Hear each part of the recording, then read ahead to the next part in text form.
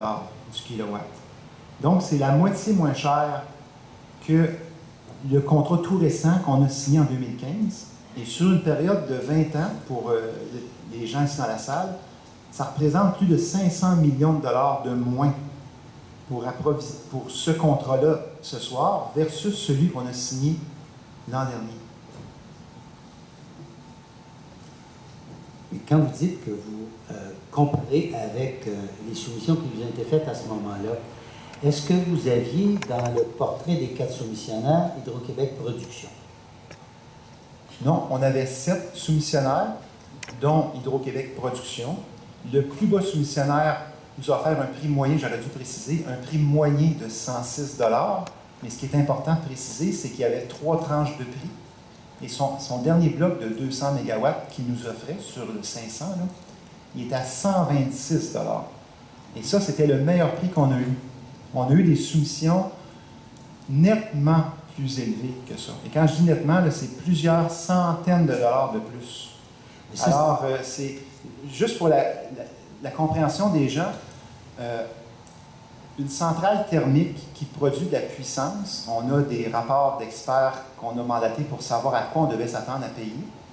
On nous a dit, une centrale thermique, attendez-vous à avoir un prix qui varie entre 110 et 150 $ du kilowatt. Et ça, c'était juste pour les besoins en pointe. Votre appel d'offres, là, c'était pour, on voulait ça là, entre 100 et 300 heures. C'est exactement les mêmes besoins que ceux qu'on veut combler ce soir. On en a encore besoin. Donc, même si on a le contrat de l'an dernier de 500 MW, on a d'autres besoins en puissance qui ne sont pas adressés présentement. Puis vous nous dites qu'un des 7 soumissionnaires était Hydro-Québec Production. Oui. Bon, et à quel prix il offrait ça, lui? À 106 $, prix moyen. C'est lui qui a gagné la soumission.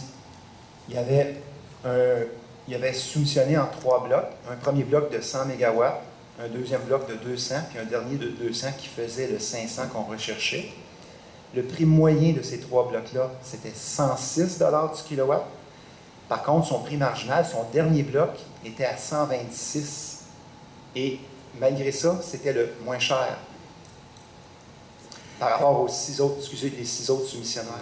Est-ce que le 55 $ du kilowatt sur une base annuelle là, que vous obtenez du gaz métro, finalement, est-ce que c'est juste les frais de TCE ou si ça comprend la totalité des frais qu'Hydro-Québec Distribution aurait à payer en tout et pour tout? Ou est-ce qu'il y a autre chose qui pourrait s'ajouter à côté du 55? Ça inclut tous les frais fixes, autant de TCE que de gaz métro, que de liquéfaction du gaz naturel. Donc, c'est vraiment une valeur, le 55 $, M. le Président, qui est comparable parfaitement aux 106 $. Ça n'inclut pas, par contre, le prix de la molécule, le gaz. Tout comme le 106 $ n'inclut pas non plus le volet énergie. C'est juste le volet puissance. Donc, le 106 $ et le 55 $, on compare vraiment des pommes avec des pommes, la portion fixe pour la puissance. Donc, le prix et l'achat du gaz est en plus du 55. Oui, tout comme l'achat d'énergie avec le producteur est en plus du 106 $. Et dans les deux cas, si ça peut aider la commission... Je ne comprends pas si Hydro-Québec Production vous fournit de l'électricité et vous la fournit en puissance et il fournit, l'énergie elle-même. Il ne peut pas décortiquer les deux. Oui, il y a 2 composantes. Il y a la composante puissance qui a un prix, 106 $, et dans le cas du producteur, il y a la composante énergie sur laquelle il a également mis un prix. Parce que ce qu'il ne faut pas perdre de vue, c'est que la puissance qu'on acquiert, c'est pour s'assurer qu'on respecte les critères de fiabilité auxquels on est contraint.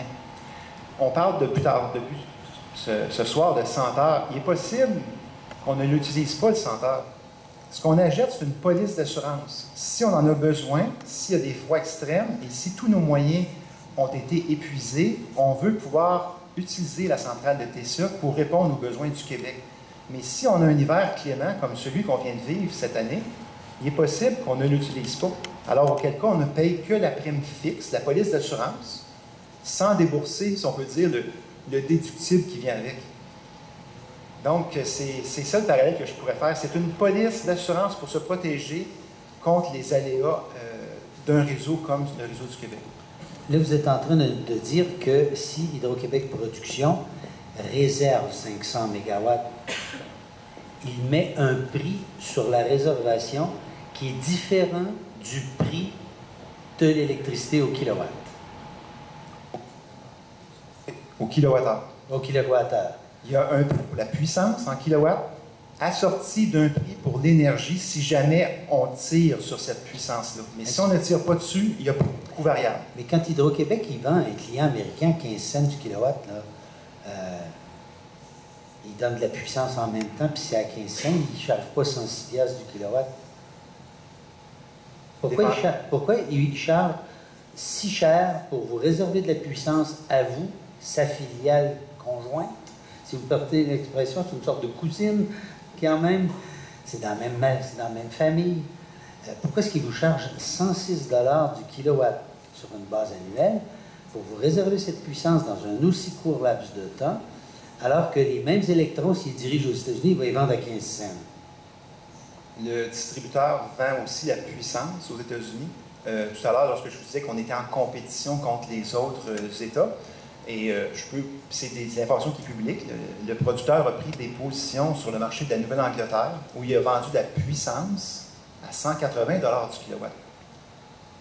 Donc, ils ne leur font pas de cadeau. Là. Lui, si le marché de la Nouvelle-Angleterre a des besoins qui sont très importants, les prix montent et là, le producteur, lui, va aller prendre position sur ce marché-là à des prix, on l'a vu, plus élevés que ceux qu'il nous a vendus aux distributeurs. Donc, au fond, pour qu'on comprenne bien, quand un distributeur, que ce soit au Québec ou en Nouvelle-Angleterre, veut réserver un bloc de puissance, il y a un prix pour ça. Le prix de la réservation. Puis, au fond, ce qu'Hydro-Québec vend sur le marché spot ou le marché libre, c'est un peu son excédent. Là, il n'y a pas de garantie de puissance. J'ai ça disponible, là, je le liquide. C'est de l'énergie. Est-ce que c'est la différence? Tout à fait. D'accord, c'est compris. Alors, donc, on se comprend. Hydro-Québec, il charge 106 plus l'énergie, TCE 55 plus le gaz naturel. Je ne me trompe pas, là? C'est exact. Et je peux vous dire que la composante variable, autant pour le contrat d'HQ Production de l'an passé, c'est celui dont on parle, là, versus la composante variable du contrat de ce soir, c'est à peu près équivalent à quelques cents près. Est-ce que vous pouvez nous déposer le total des deux, puissance et énergie, dans le cas d'Hydro et dans le cas de TCE? Tout à fait. Je peux même vous dire ici, le contrat ici qu'on a ce soir, la composante variable, si jamais on tire sur la puissance. Partons de l'hypothèse que c'est 100 heures. Bon, c'est 65 $ du mégawattheure pour la composante variable. Donc 6,5 cents du kilowattheure, si vous préférez. En plus du 55. Tout à fait. Donc, à ce moment-là, on est à 120 $. Ben là, il y a une composante. 65 plus 55. Non. Il y en a une, c'est une composante puissance. Il faudrait faire la multiplication. Oui, non, c'est 55. Si on additionne le coût de la puissance et le coût, vous avez dit la réservation, dans le cas de TCE, c'est 55. 55 plus du kilowatt. 65 pour le gaz. Non, on ne peut pas additionner comme ça, Monsieur le Président. Au total, il va falloir débourser ça. Ce qu'on va débourser pour le contrat de ce soir, c'est 55 $ du kilowatt fois 570 000 kilowatts. On parle de 570 mégawatts ici, là. Donc 570 000 kilowatts fois 55 $. C'est ce qu'on va débourser pour la réservation du restaurant. Donc, ça nous coûte pour réserver. Oui. Et si on mange au restaurant, 100 heures fois 570 mégawatts fois 65 $ du mégawattheure. Donc là, par cœur, je m'excuse, je ne peux pas vous... Mais écoutez, pour des fins de clarté, pour que ça figure à la commission, pouvez-vous nous mettre les chiffres très clairs par écrit, qu'on voit les deux, les coûts de puissance et les coûts d'énergie? Tout à fait. Mais vous allez voir, M. le Président, ça va faire plaisir de le faire. On va le déposer, mais vous allez voir que la composante énergie dans ce genre de contrat-là, c'est vraiment très, très marginal. C'est très, très marginal. C'est vraiment le volet puissance qui qui conditionne le prix du produit que l'on achète. Je vous remercie. Alors, vous avez eu des explications, hein? Un D'accord. bon début d'explication, et vous aurez les chiffres demain. Ça vous va? Bon. Il y a juste une chose que je ne comprends pas, moi, comme consommateur. Puis je paye ma facture d'électricité, je crois, 8 sous. Alors, comment est-ce qu'on peut justifier de 55 le kilowatt? 55 le kilowatt, c'est 5 cents du kilowatt. Non? Est-ce que je me trompe? Quand on le ramène en unité kilowatt? C'est ça qui est difficile pour les gens, puis c'est normal que monsieur ait cette question-là. Les consommateurs résidentiels ne paient que pour l'énergie.